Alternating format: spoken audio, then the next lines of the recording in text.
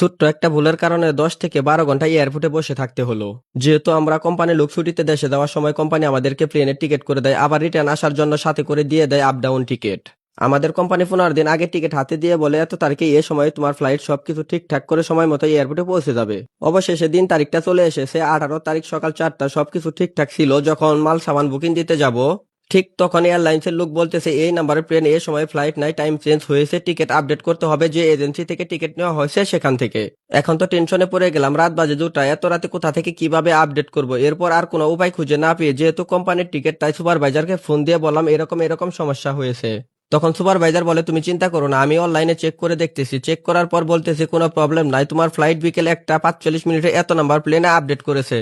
এরপর আর কি করার, অপেক্ষা করতে হবে। এতটা সময় এয়ারপোর্টে অপেক্ষা করাটা যে কতটা কষ্ট, এটা শুধু একটা প্রবাসী দেশে যাওয়ার সময় এয়ারপোর্টে বসে থাকা লাগলে বুঝতে পারে। এখানে আমি সবাইকে একটা মেসেজ দিয়ে রাখতে চাই, এরকম আমাদের সাথে কখনো হয় নাই, তার জন্য 24 ঘন্টা আগে টিকিটটা অনলাইনে চেক করার কোনো প্রয়োজন মনে করি নাই।